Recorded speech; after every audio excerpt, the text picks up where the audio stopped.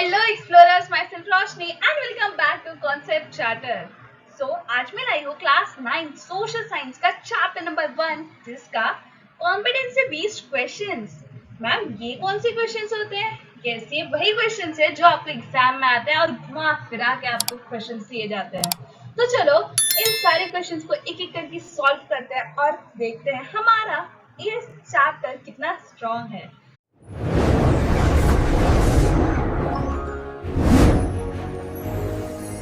Let's explore it. So our first question, that is multiple choice question. इसका first question है, which disciplines help us understand how laws and government institution function? ये बताओ इन सब में से कौन सा डिसिप्लिन है जो हमें हेल्प करता है लॉज और गवर्नमेंट इंस्टीट्यूशन के फंक्शंस को समझने के लिए? कौन है वो? यस, वो है हमारा पॉलिटिकल साइंस। नेक्स्ट देखो, which term refers to the sense of belongingness and unity among the people of a nation? ऐसा कौन सा सेंस है या कौन सा टर्म है जो बताता है बिलोंगिंग और unity among the people of a nation? कौन सा है वो? यस, हमारा राइट आंसर है नेशनल इंटीग्रेशन। दैट मीन्स हम इंटीग्रेट कर रहे हैं, उन्हें इन्वाइट कर रहे हैं, उन्हें बिलोंगिंगनेस दिखा रहे हैं। Next question, Why is social science important for students? Social science important क्यों है स्टूडेंट्स के लिए? आपके लिए important है ना, बट क्यों है? क्योंकि वो हमारी क्रिटिकल थिंकिंग और रिस्पॉन्सिबल सिटीजनशिप को डेवलप कर रहा है। मतलब हमें क्रिटिकल थिंकिंग एनालाइज करना सिखा रहा है, थिंक करना सिखा रहा है कि क्या चीज कैसे हुई है, क्यों हुई है और उसका रीजन एंड उसे हम कैसे बचा सकते हैं।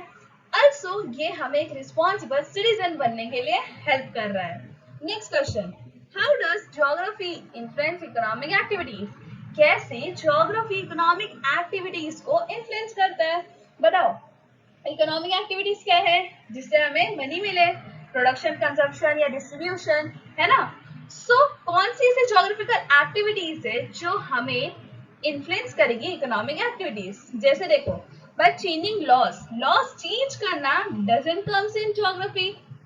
टीचिंग हिस्ट्री, हिस्ट्री सिखाना ज्योग्राफी में थोड़ी ना आता है। या फिर कंट्रोलिंग पॉपुलेशन और by influencing climate, soil and resources. ये दोनों ऑप्शन में से एक हो सकता है। आप बताओ कौन सा होगा? क्या दोनों से कौन सी ऐसी चीज है जो इकोनॉमिक एक्टिविटीज को इन्फ्लुएंस करेगी? So right answer is by influencing climate, soil and resources. Climate, soil और रिसोर्सेज इन्फ्लुएंस करते हैं हमारी इकोनॉमिक एक्टिविटीज को, क्योंकि सॉइल से क्या ग्रो होता है? फूड, फूड से हमें क्या मिलेगा? मनी। रिसोर्सेज हमें सॉइल से मिलते हैं या नेचर से मिलते हैं, और क्लाइमेट भी अगर चेंज हुआ तो वो हमारी सॉइल एज वेल एज हमारी रिसोर्सेज को अफेक्ट करता है। समझ में आया? Next, so if a student participates in a school election, मतलब एक स्टूडेंट है जो स्कूल इलेक्शन में अगर पार्टिसिपेट करेगा तो which social science is being practice? कौन सा सोशल साइंस का वैल्यू यहाँ पे प्रैक्टिस हो रहा है? सस्टेनेबिलिटी? नहीं, सस्टेनेबिलिटी मीन्स कि हम रिसोर्सेज को बचाते हैं for future needs. Democracy, democracy हो सकता है व्हाट से? यही है answer, sir democracy. Next, using water carefully to save it for future generation shows the value of, ये क्या वैल्यू शो कर रहा है कि हम यहाँ पे वाटर को केयरफुली यूज कर रहे हैं और हम फ्यूचर जनरेशन के लिए बचा रहे हैं। तो कौन सा वैल्यू होगा? अभी अभी मैंने बताया, यस, सस्टेनेबिलिटी। नेक्स्ट है, how our history and political science related? History और पॉलिटिकल साइंस कैसे रिलेटेड है? बताओ कैसे है? So history explains past events that shapes political institutions. क्या ये राइट आंसर है? हिस्ट्री पास्ट इवेंट्स को शेप करता है और वो पॉलिटिकल इवेंट्स को भी शेप करता है। They study unrelated topics. क्या ये राइट है? वो अनरिलेटेड टॉपिक्स पढ़ते हैं, मतलब दोनों रिलेटेड नहीं है। नहीं, रॉन्ग है ये। History studies only geography. किसने बोला भाई? हिस्ट्री सिर्फ ज्योग्राफी थोड़ी ना पढ़ता है। पॉलिटिकल साइंस स्टडीज क्लाइमेट है। पॉलिटिकल साइंस क्लाइमेट कब से पढ़ने लगा? वो तो ज्योग्राफी पढ़ता है। So right answer is history explains past events that shapes political institution. तो हिस्ट्री पास्ट इवेंट्स को एक्सप्लेन करता है और वो हमारी पॉलिटिकल इंस्टीट्यूशन को शेप करती है। समझ में आया? नेक्स्ट देखो, which situation best shows that interrelationship between geography and economy? सो बताओ कौन सा इसमें से सिचुएशन है जो इंटर रिलेशनशिप मतलब दोनों एक दूसरे से रिलेटेड है, ये शो किया जा रहा है। कौन दोनों? ज्योग्राफी और economics. So writing a constitution, constitution लिखना वो तो पॉलिटिकल साइंस का काम है, तो यहाँ ना ज्योग्राफी है ना इकोनॉमिक्स है। स्टडिंग एंशिएंट किंग्स, ये किंग्स का पढ़ना तो हिस्ट्री का काम है। Agriculture depending on soil and climate, ये काम है ज्योग्राफी का और इसकी वजह से अफेक्ट होती है economic. So right answer is agriculture depending on soil and climate. समझ में आया? पक्का? नेक्स्ट देखो, social institutions include all, social institution सब चीज आती है एक्सेप्ट, एक्सेप्ट क्या है?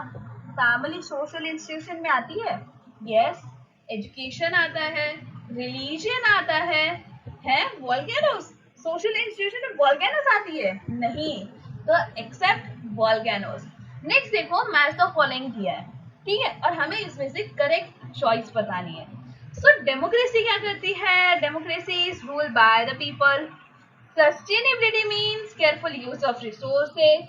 Poverty means lack of basic necessities. And diversity means existence of different cultures and traditions. So our right answer क्या हुआ? I का A, second का C, third का D and fourth का क्या था? B. तो इन सब में से हमारा राइट आंसर कौन सा है? फर्स्ट का A, यस, हमारा A is the right answer. ठीक है, तो आई होप आपने ये सारे आंसर्स लिख लिए विद क्वेश्चंस। अगर आपके पास टेक्स्ट बुक नहीं है तो ये क्वेश्चंस भी लिख लो। नेक्स्ट देखो, असर्शन रीजनिंग, यस वही हार्डेस्ट पार्ट वाला। Political science help students become responsible citizen. Political science हमें रिस्पॉन्सिबल सिटीजन बना रहा है। It explains the constitution, rights, duties and functioning of government. ये सिर्फ दोनों राइट है ना? बोल मत देना कि सिर्फ सोशल साइंस हमें एक रिस्पॉन्सिबल सिटीजन बनाता है। उसमें जो पॉलिटिकल साइंस है जो हमें राइट्स बता रहे हैं, ड्यूटीज बता रहे हैं, फंक्शनिंग ऑफ गवर्नमेंट बता रही है, तो वो हमें एक तरह से एक रिस्पॉन्सिबल सिटीजन बना रहे हैं ना। तो right answer is both A and R are true and R is the correct explanation of A. Next, social science promotes respect for diversity. Social science यहाँ क्या प्रमोट कर रहा है? Respect for diversity.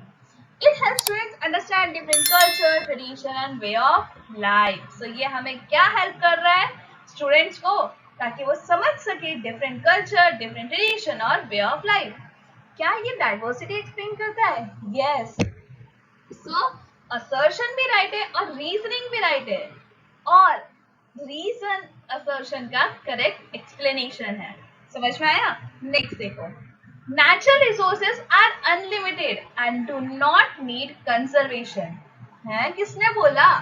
natural resources unlimited कब से हो गए और उसको conservation क्यों नहीं चाहिए?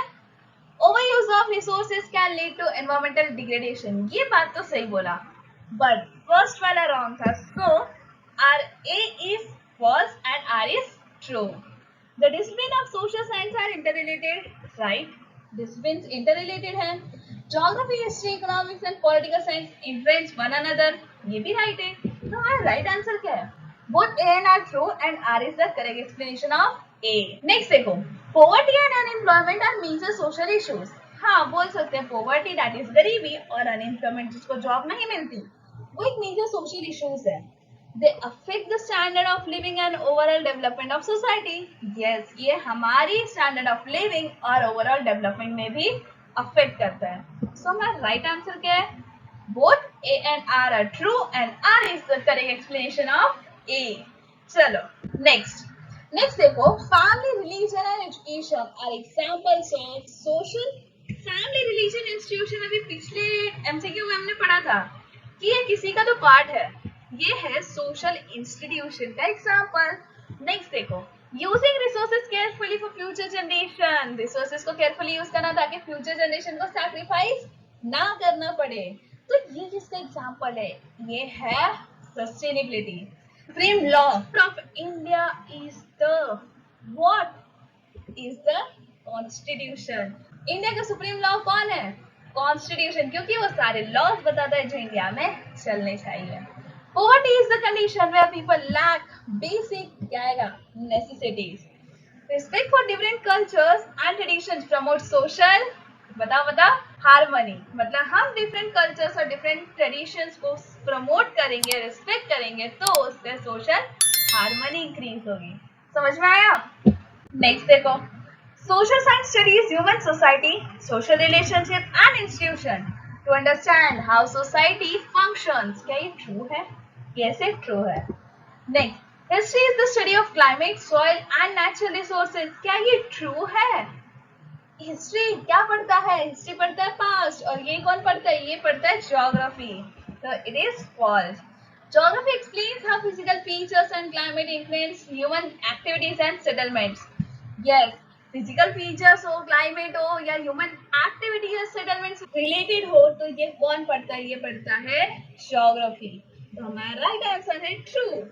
Next, economic deals only with money and banking system. Yes, it is false. Next, political science helps students understand democracy and the working of government institutions. तो पॉलिटिकल साइंस यहाँ पे हेल्प कर रहा है कि स्टूडेंट्स डेमोक्रेसी और working of government institution को समझ सके। So that is true. समझ में आया? डन। चलो नेक्स्ट जन पे जाएंगे। What is social science? Explain it's basic meaning and purpose. यहाँ पे हमें सोशल साइंस बताना है कि वो क्या है और उसकी बेसिक मीनिंग और पर्पस बताना है। So social science studies human society, relationship and institution. तो सोशल साइंस क्या स्टडी करता है? Relationship, human society and institution. ये हेल्प करता है कि हम समझ सके social behaviour, culture, economy and governance, ताकि हम एक रिस्पॉन्सिबल सिटीजन बन सके। समझ में आया? Next, why is the study of social science important for students at a secondary level? secondary level पे social science पढ़ना क्यों important है? ताकि हम यहाँ पे critical thinking develop कर सके, awareness create कर सके, decision making skills build कर सके। समझ में आया? It helps students understand democratic values, rights, duties and social issues. ये हमें समझा सके कि डेमोक्रेटिक वैल्यूज क्या होते हैं, राइट्स क्या होते हैं, ड्यूटीज ऑफ अ पर्सन क्या होती है, या फिर सोशल इश्यूज क्या होते हैं। समझ में आया? नेक्स्ट देखो, how does social science help us understand society? Social science हमें कैसे हेल्प करता है सोसाइटी को समझने के लिए? Social science studies human interaction, institutions and social structure. So social science यहाँ पे ह्यूमन की इंटरैक्शन, इंस्टीट्यूशंस और सोशल स्ट्रक्चर समझता है। ये एक्सप्लेन करता है कि हाउ पीपल कोऑपरेट, पीपल कैसे कोऑपरेट करते हैं, कैसे वो कॉन्फ्लिक्ट को सॉल्व करते हैं, कैसे वो सोशल रिलेशनशिप मेंटेन करते हैं। तो ये सारी चीज हमें हेल्प करती है टू अंडरस्टैंड सोसाइटी। समझ में आया? नेक्स्ट देखो, फटाफट बुक निकाल लो ताकि ये सारे आंसर्स लिख लेना, बाद में बोलना मत कि मैम ने टाइम नहीं दिया लिखने के लिए। सो चलो, mention two major disciplines of social science. यहाँ पे हमें दो major disciplines of social science को एक्सप्लेन करना है या मेंशन करना है।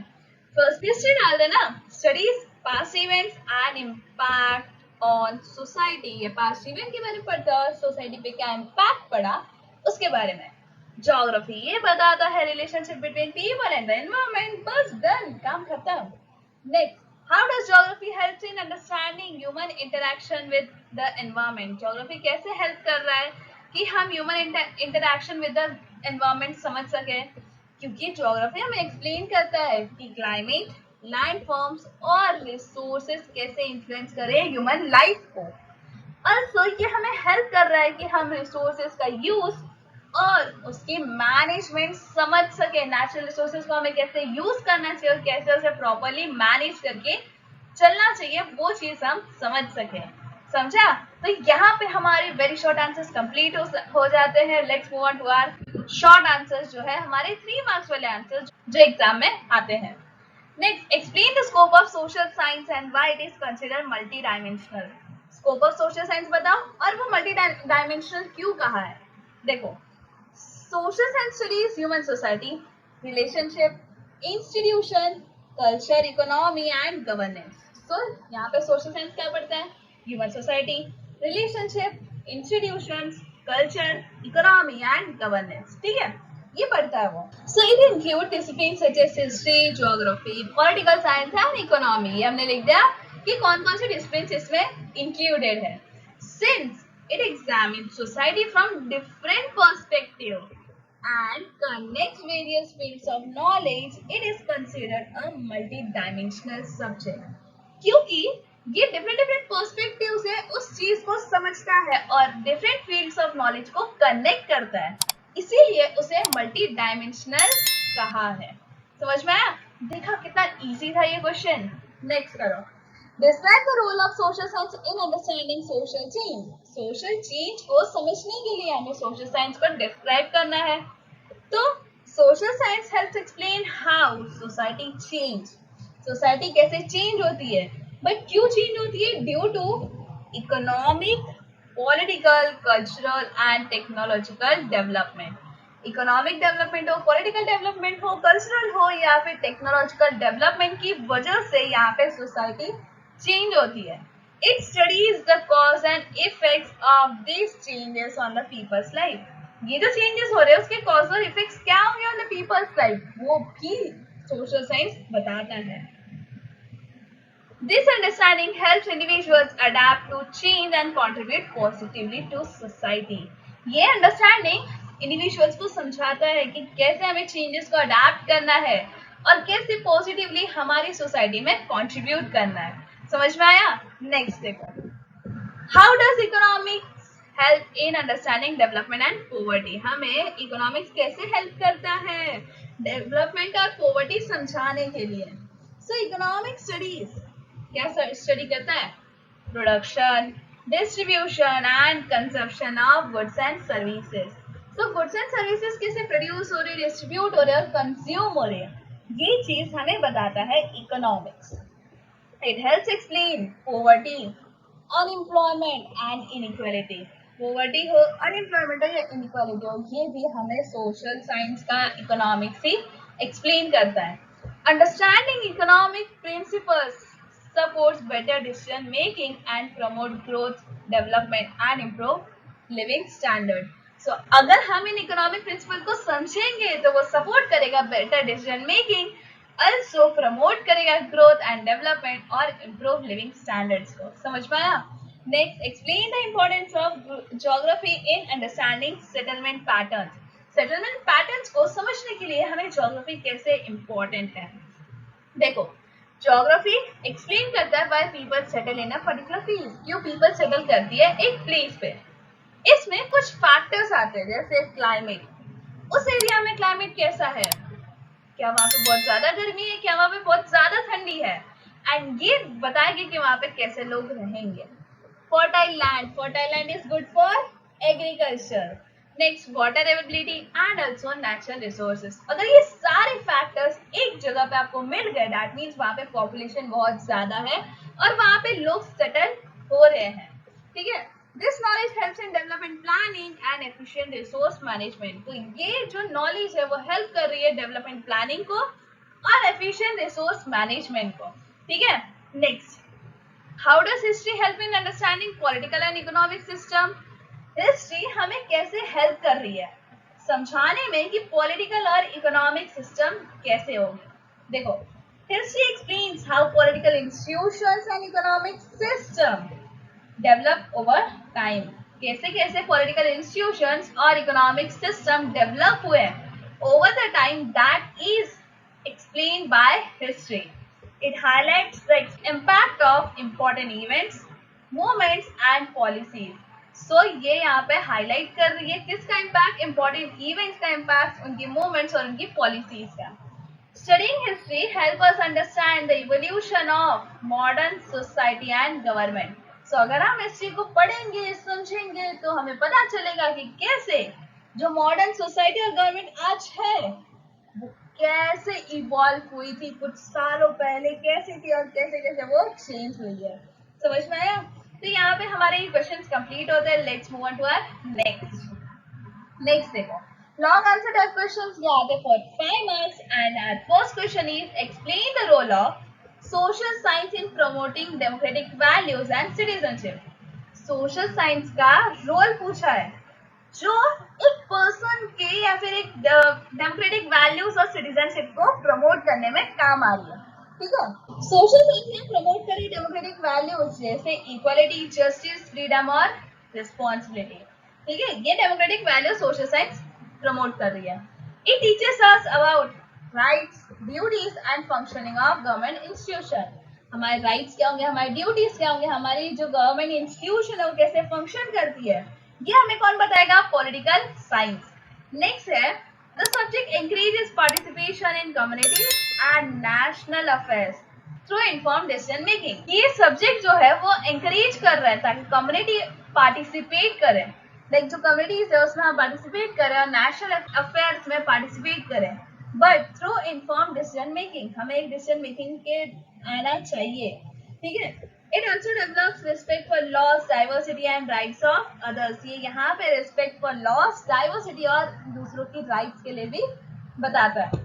Next, the social science help creates responsible, active and informed citizen. So social science यहाँ क्या क्रिएट कर रहा है, एक हेल्प कर रहा है कि हम एक रिस्पॉन्सिबल, एक्टिव और इन्फॉर्म्ड सिटीजन को क्रिएट कर सके जो डेमोक्रेसी को स्ट्रेंथन करेगा। समझ में आया? नेक्स्ट देखो। नेक्स्ट है discuss how social science help in understanding environmental issues and sustainability. कैसे सोशल साइंस हमें हेल्प कर रहा है कि हम एनवायरमेंटल इश्यूज और सस्टेनेबिलिटी को समझ सके। देखो, social science help students understand issues like pollution, deforestation, climate change and resource depletion. So social science यहाँ हमें हेल्प कर रहा है कि हम इन इश्यूज को समझ सके। कौन कौन सी इश्यूज को, pollution, deforestation, climate change and resource depletion, मतलब रिसोर्स का कम होना। It explains the relationship between human activities and natural environment. ये हमें एक्सप्लेन कर रहा है किसकी relationship, between human activities and natural environment. Next, the subject promote sustainability. ये सस्टेनेबिलिटी प्रमोट करता है कि हम यहाँ पे रिसोर्सेज को रिस्पॉन्सिबली यूज करें। ये हाईलाइट करता है क्या, consequences of environmental degradation on society and the economy. अगर एनवायरमेंटल डिग्रेडेशन हुआ तो सोसाइटी पे क्या इम्पैक्ट पड़ेगा और इकोनॉमी पे क्या इम्पैक्ट पड़ेगा, ये जो ज्योग्राफी है वो हमें बताता है या सोशल साइंस हमें बताता है। Therefore, social science supports environmental conservation and sustainable development. So this is why social science support करती है environmental conservation को और sustainable development को। समझ में आया? चलो next, explain the role of social science in understanding economic development and inequality. तो inequality और economic development को समझने के लिए social science का क्या रोल है, देखो। सोशल साइंस हमें एक्सप्लेन करता है कि कैसे इकोनॉमिक ग्रोथ होती है और कैसे रिसोर्सेज डिस्ट्रीब्यूट होते हैं अमंग द पीपल।